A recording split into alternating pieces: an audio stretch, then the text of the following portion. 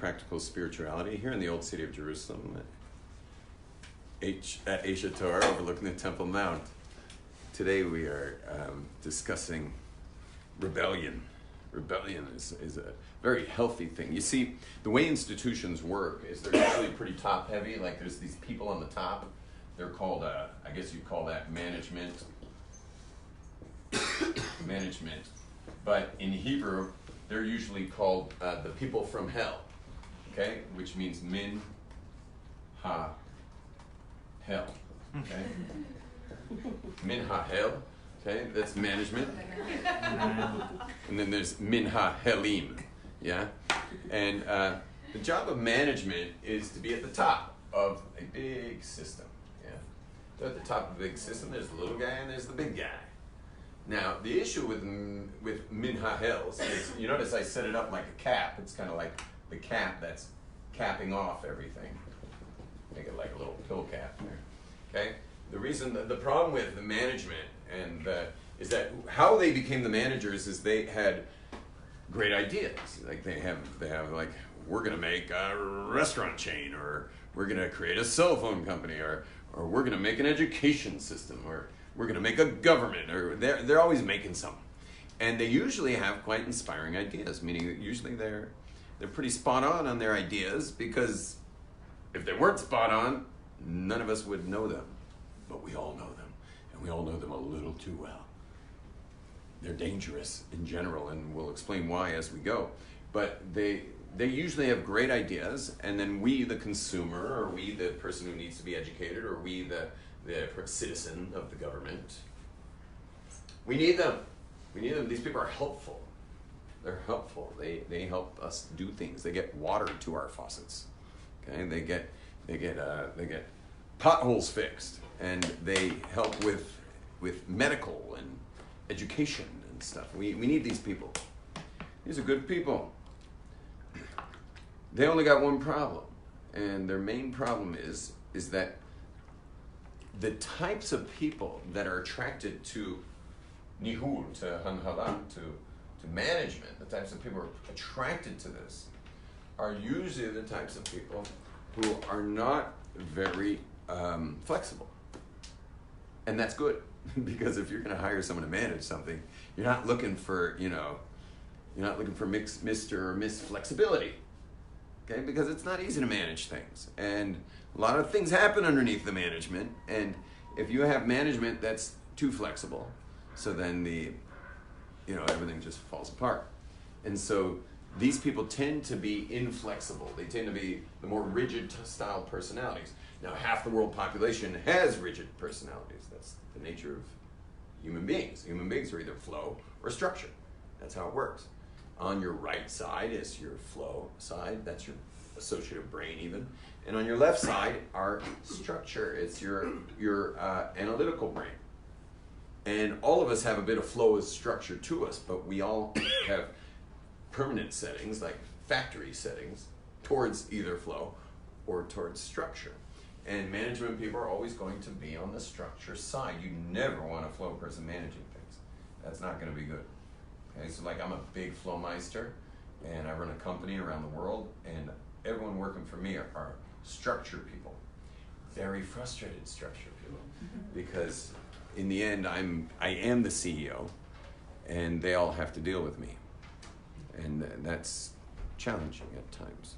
What do you think of the saying, if you keep opening your mind, your brains will fall out? Yeah. I guess my brain fell out a long time.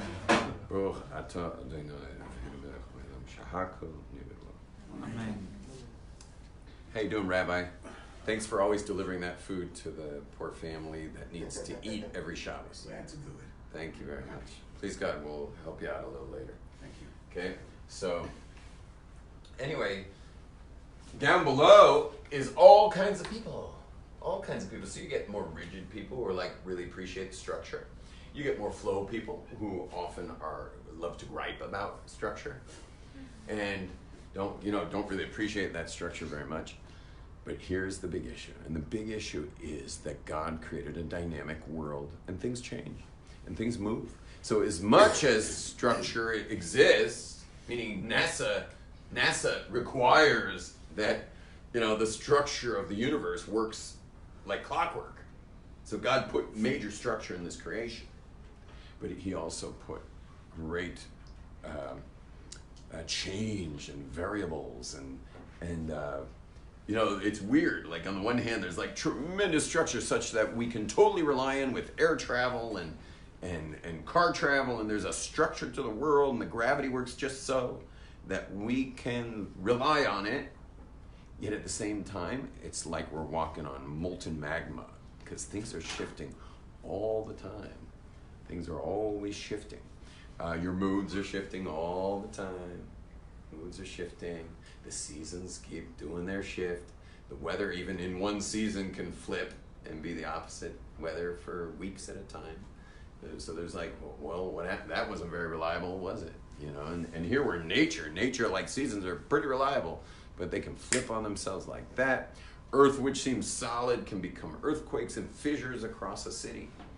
There's a tremendous dynamism going on here, and there's creativity that takes place on an individual level, but it also takes place on a mass societal level. Creativity, which you know, good luck governing a shifting population when their actual creativity and their self-expression, these things can change. And what criteria anyway are management using to hold everything in place? Well, it's usually public opinion, because management often is elected. And who's electing them? Well, whoever's electing them are the people whose opinions are best, meaning whose needs, which is their opinions, are best met by them. Except people's needs and people's opinions change. And it's not like most management are keeping the Torah, which has an eternal, you know, it's going to be forever, you know, meaning in a Torah system, flow and structure and every kind of personality is going to find their needs met. I remember my brother Aaron, when I came to Aish Torah, everyone at Aish Torah used to give me a really hard time why I won't turn on to Judaism my brother Andy. Why is Andy always ignored? And they're like, buy him a book or something. Like, do something for the guy. My brother was a real estate guy in LA, you know, with like big muscles and like, you know, Armani suits and matching BMW to his Nokia phone. And, you know, like, I mean, this guy was something, you know. But he was, so when they would ask me this, I would say to them, leave me alone about Andy.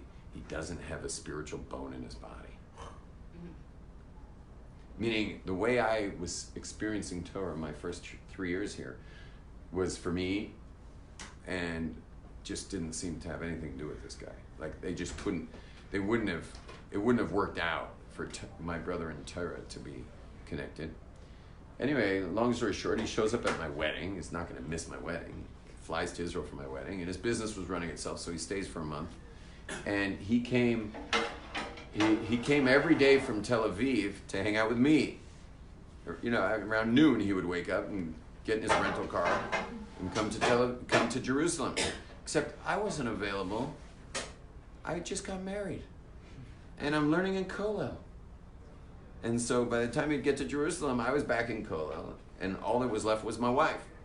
Now my wife was slamming him over the head with her spatula about Judaism. Because to my wife, she's like, listen, I don't know this guy. What do I know? I just give him Judaism. So she gave him Judaism. I didn't. She did. And he arrived in LA with a kippah on his head. And within a very short time, he became a Breslover Chassid, moved to Israel, learned full-time for 4 years, becomes a rabbi, and then goes on to become one of the greatest, most inspirational campus rabbis that New York University ever knew, that York University in Toronto ever knew. And he really just became this. But here's the thing, he became the most spiritual. You know, Breslov's into meditation, like an hour a day in private. And he became the most spiritual person that he became like a Rebbe to me. Like, to me, he was a Rebbe. He helped me, guided me, he helped me with so many things in my life, spiritually. And he also, his grasp and commitment to halacha was so complete that he was like, he would kind of point out my own bloopers, in halacha. Like when I would make a mistake, he would be like, pull me aside very politely later and say, when I saw you on Shabbos, you made a little mistake there with that pot. And I was like, thank you, brother. Thank you for telling me that. The pot's okay, pot. Is he older brother? He's older than me. Anyway, Torah has room for every kind of person, no matter who they are, including Gentiles. There's 7 laws for the Gentiles. Keep the 7, go to heaven. I get these Gentiles, and hi everyone who's Gentile watching this, because I have lots of Gentile students all around the world, from Africa to Mumbai, India, and I just had there's someone who watches me from Serbia. Hello there, whoever that is from Serbia. Sorry, I forgot your name. And all over the Americas and stuff. They always, after these classes, they're kind of hooked on the classes, and they're like ready to convert to Judaism.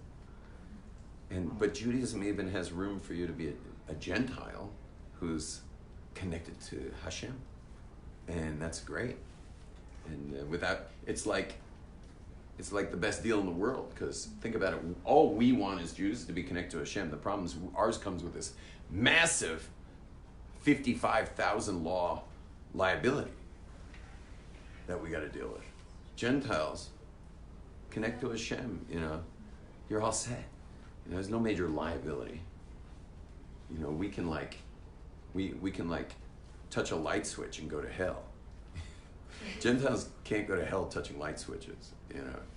It's just not a ticket to hell. By the way, when I say hell, obviously we're discussing Kabbalistic deep things, not like the Christian version with pitchforks and devils and all that stuff. I mean, you don't have a body. Where's he going to put the pitchfork? So, what are we talking about? Management. So management doesn't have a lot of room for the percolating, dynamic shifting of the sands of humanity. Just doesn't have room for that. And that's why they have something called revolution. America had a revolution. I think England had revolutions. French had a revolution. Israel's had a revolution. Meaning they revolted against the British rulership and the Jordanians. There's been revolution after revolution after revolution in countries around the world. Once in a while, there's even a revolution in businesses, but businesses are harder to have a revolution in because there's the guy's written in a CEO. Like, what are you going to do about that?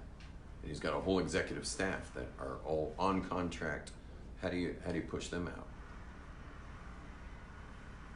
And so that's why, sometimes these titanic businesses will fail, because the management didn't know how to move with things. They didn't know how to move with the shifting of the times and the shifting of the needs. And you got to pay very close attention to be a manager. And to run a business also, you got to be very awake. It could be your products, everyone's loving your product, but all of the competitors in your particular product have found a much cheaper place or a cheaper way to produce.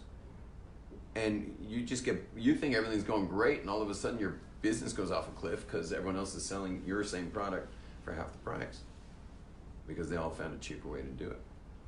And so these things need to percolate up into management, otherwise there are problems. Now, when it comes to education, this is particularly harsh because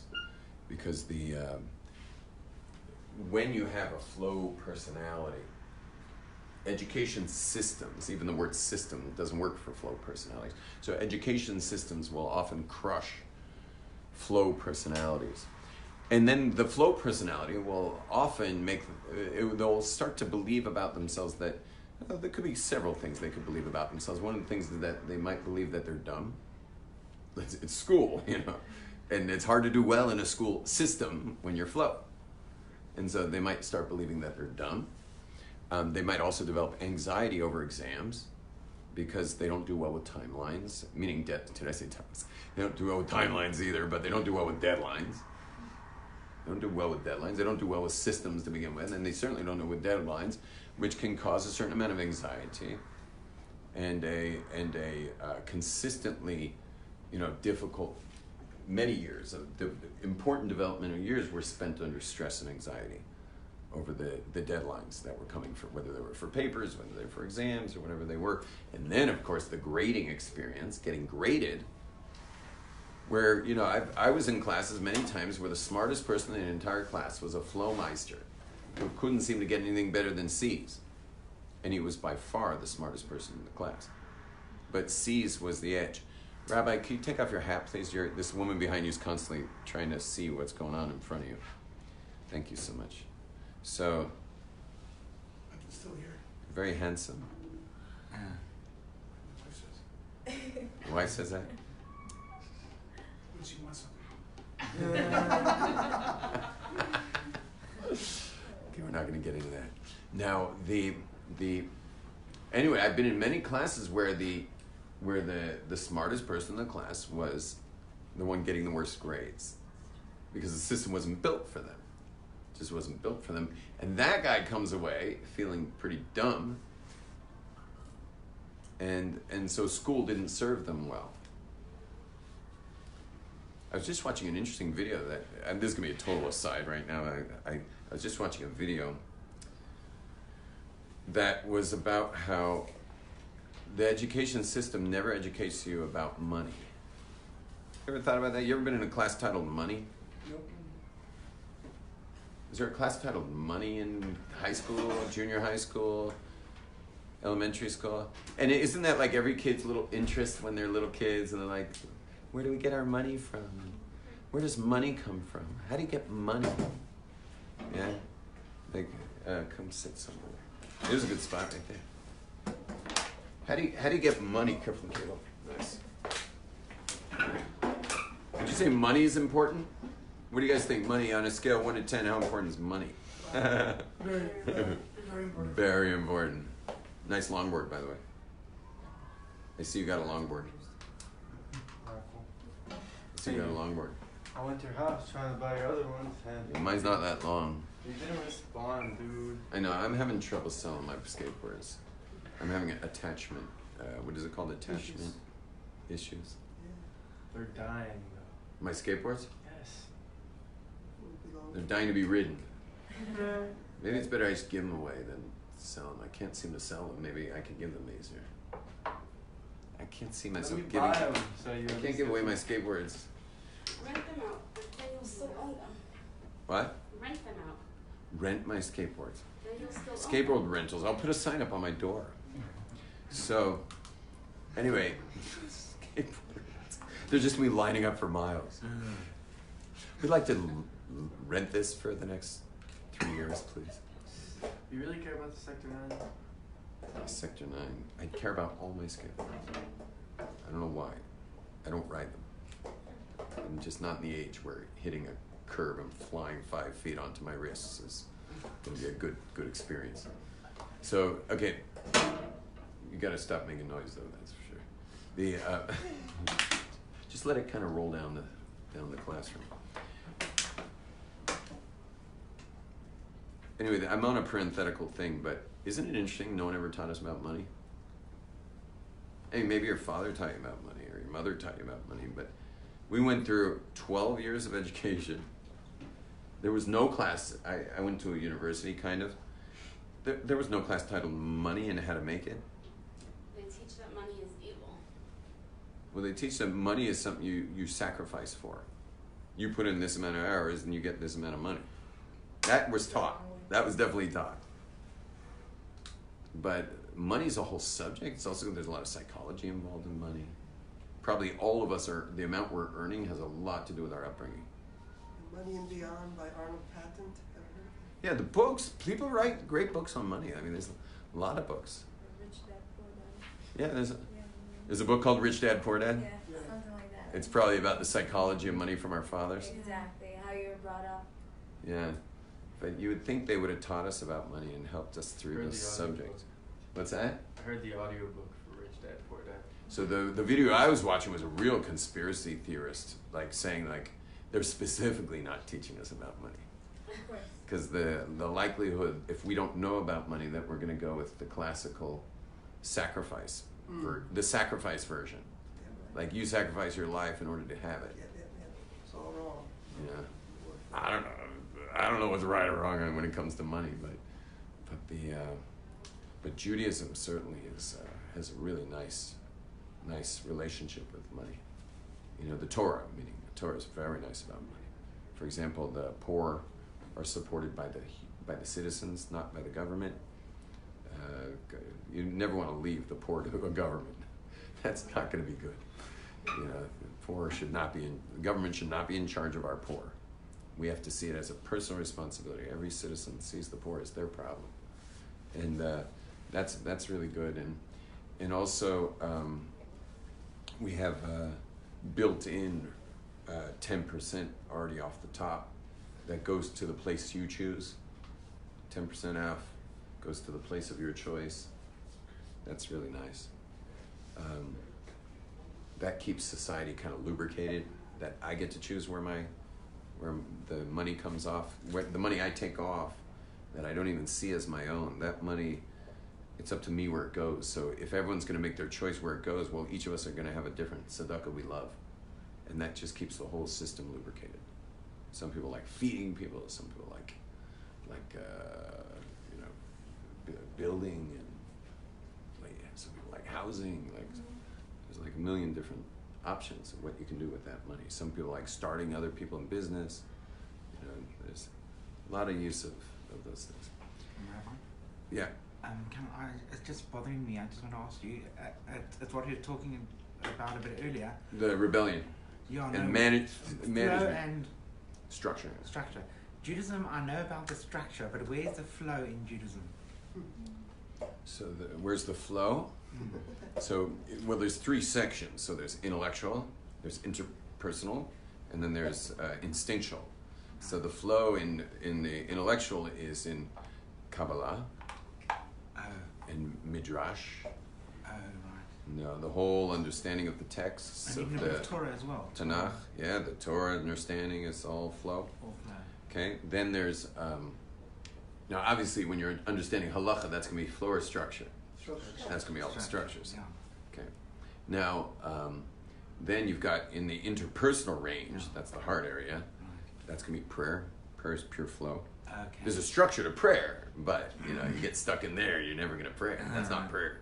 Right. Prayer is going to be the flow. So prayer is flow, and your relationship to God is it's certainly got a dynamic to it. We're all like in this.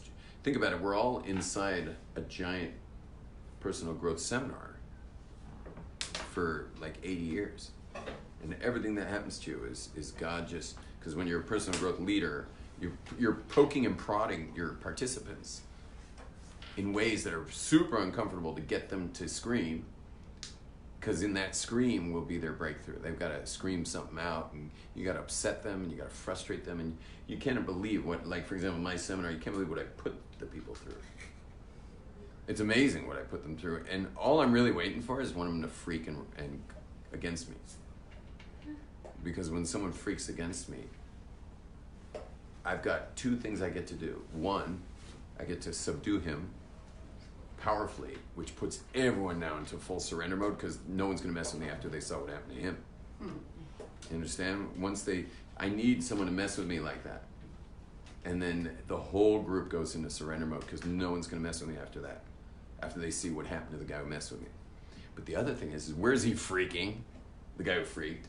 He's freaking right where I'm touching a nerve. I'm throwing salt into some wound when he was 6 years old that happened on a playground, like whatever. He didn't get picked for the team or whatever the thing was, or some humiliating moment, or God forbid a trauma. Sometimes it's trauma. Sometimes it's a molestation. And here I am totally in control of the room. And no one can move a muscle without me noticing. And this whole time, he's having that nerve of his molestation pressed the whole time. And until he freaks, which is now's our moment. So all my coaches are like, we're going in. You know, and I mean, I have people working for me. So we're like, this is it. You know, this is the big time. And we're going in.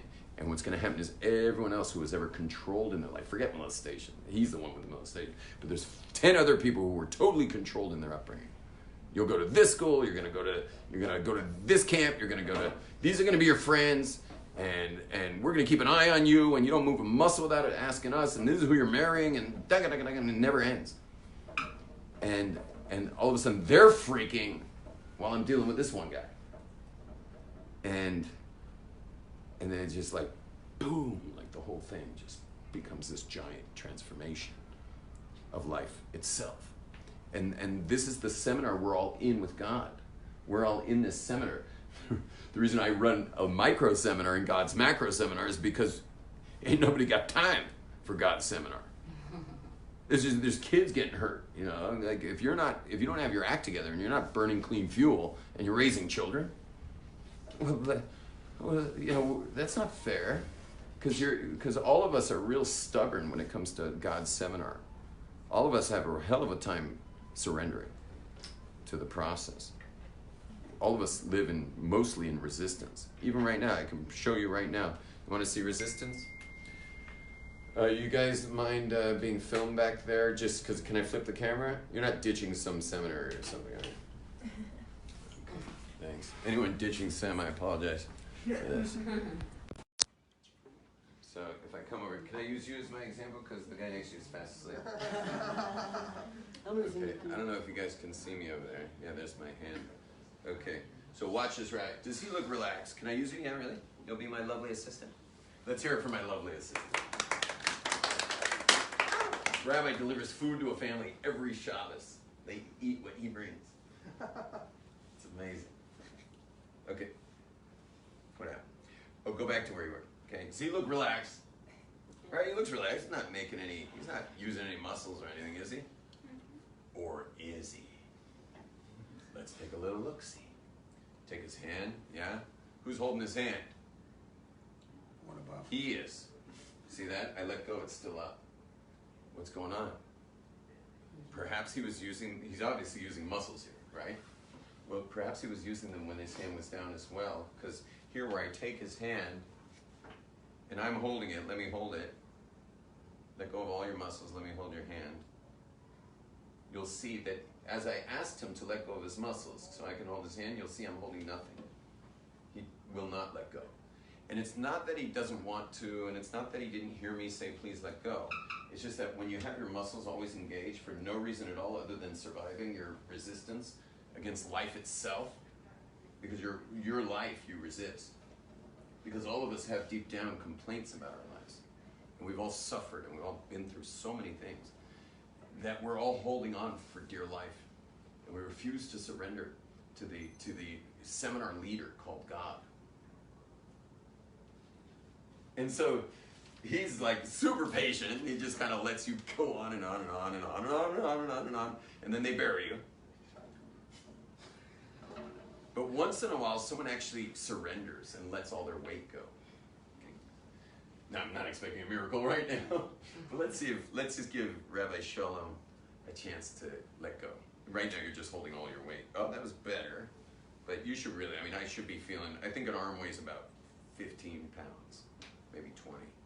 Okay, let it go. Give me the weight of your hand. No. Just let it go. No, that's not going to happen. So, just tell me if the camera flips. Did it flip? Not yet? Not yet. All right. Let's hear it from my lovely assistant. It's so sweet. And by the way, all of you would have made that same mistake unless you've been working on it. People who've been working on it, like, come take my hand. I've been working on this for years. Okay? Let go. Yeah, let go. Okay? There's just, again, I'll give it to you again. I don't know if it was in the camera. I'm gonna hold it higher. But I want you to feel the weight. This is what I was feeling with him. Nothing. Right. And now, don't let go yet. Let me really let it go. Okay, and imagine every bone in your body being suspended by your muscles, only because they're in use. You're using that part of your body. But imagine the energy that we lose. Imagine the energy that we lose having muscles engaged that we're totally unconscious of, because we're all in some kind of resistance. You know, they've checked that deer. That one of the ways environmentalist agencies that are against constant construction in areas of the world, where people are kind of taking over the wildlife areas. So how do they know? And what are you going to do? Interview a deer? Like, how's it going, this little deer? With all this construction all around you. So the way they do it is they actually test the stool samples of the deer, and you can tell just from the digestion of deer how much space they need, because when they get a certain amount of space, their stools are the same as the deer that have total space. But when you start encroaching, because the neighborhood was built there, and they're boxed in, but they're boxed in with a couple of miles of space. All of a sudden, at a certain amount of lack of space, something's tightening up in there, something inside, and these are involuntary parts of our bodies that are suddenly in resistance to something's going on, and that's pretty scary. I mean, at least my voluntary muscles, they should be relaxed. What about my involuntary muscles? What about my arteries? Shouldn't they be flowing blood real smoothly? And my heart should be beating nicely. My lungs should be breathing smoothly. Like, how much resistance going on in the involuntary parts of us, and the cell structures, and the cell manufacturings? Like, there are people whose bodies get so resistant to them that their cells will actually fight them instead of help them. That's called cancer. It's where the body finally turns against the person. And some of those people you just would never guess are in resistance. They seem like they're not in resistance. But a lot of this resistance we're not aware of because it's just deep stuff. And this is why many people have gotten healed from these things, all kinds of things, including just being able to let their muscles go.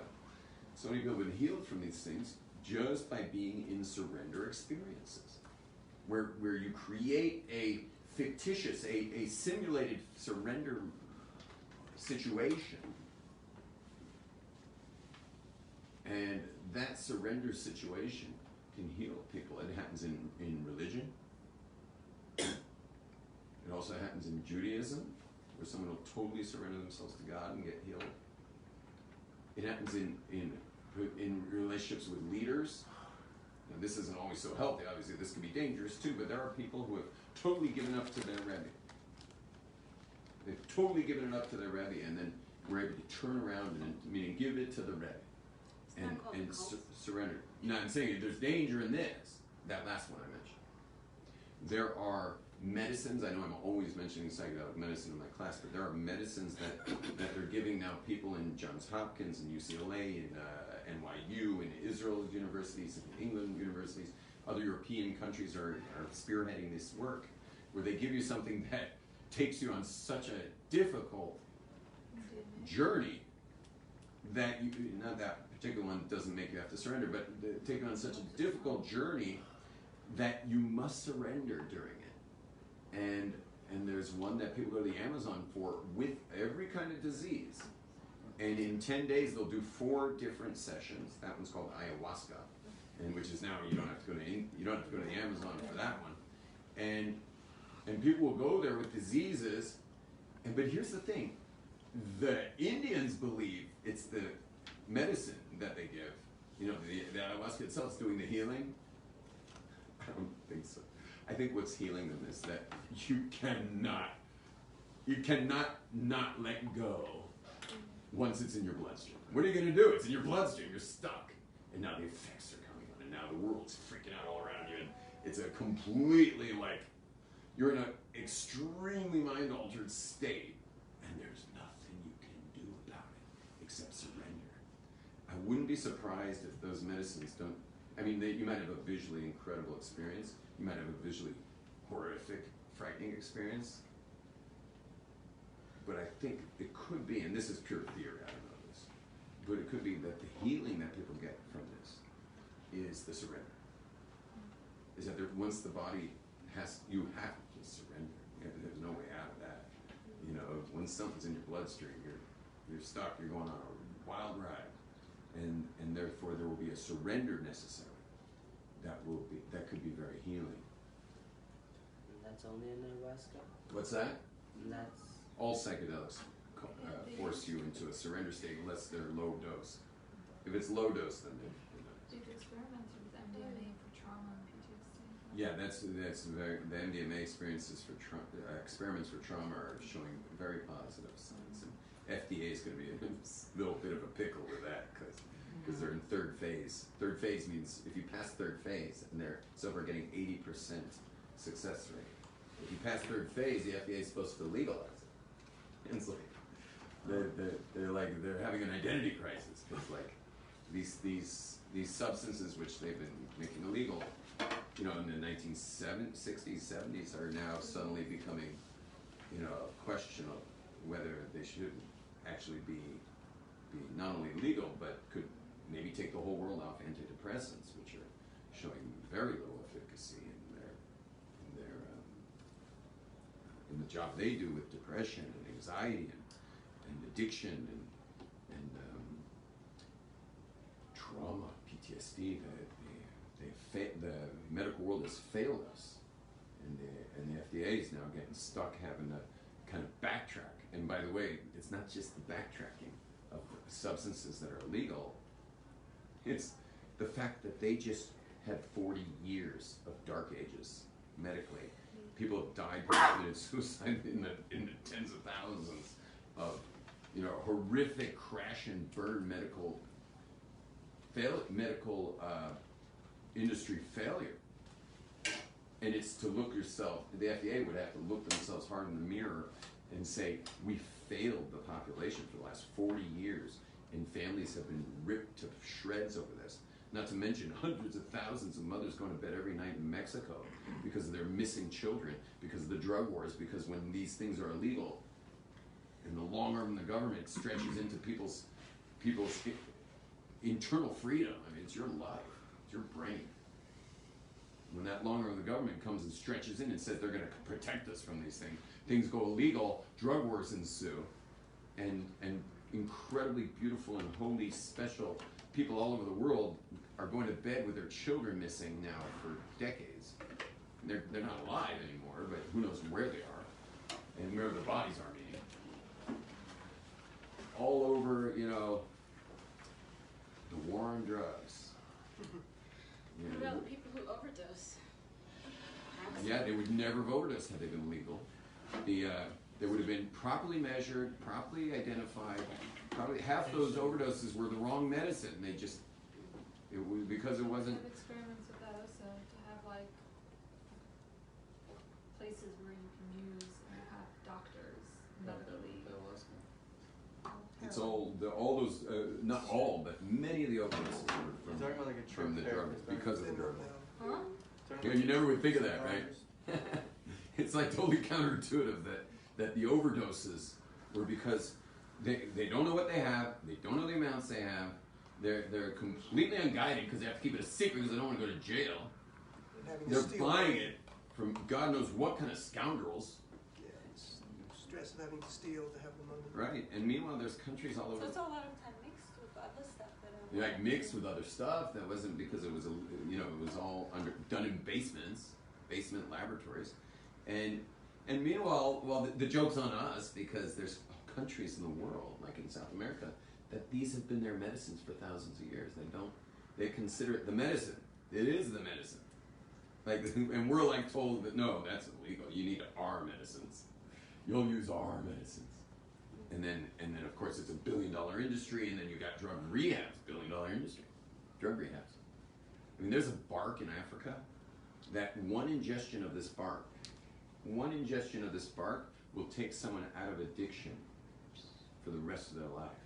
One ingestion of this bark. Now, it's no fun to ingest that bark. It's, you know, you're gonna be in bed for 3 days, unconscious the first day.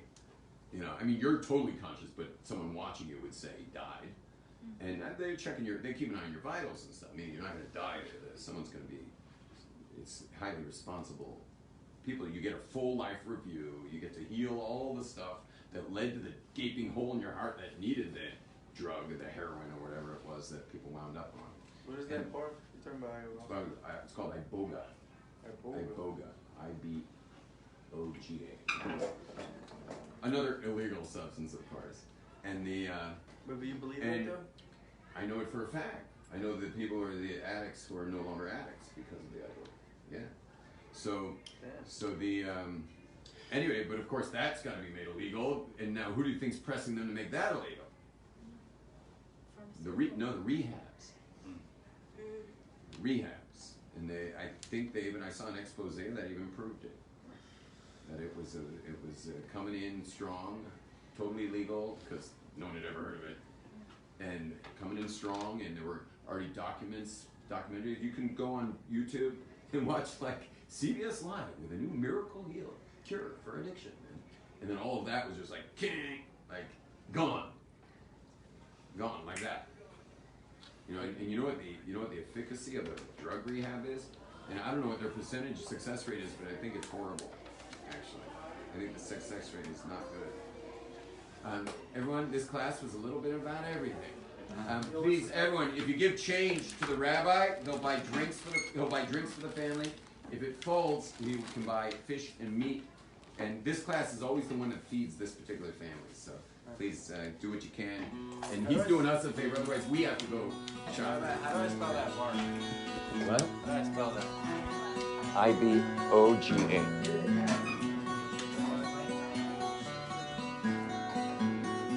Get in there, kid.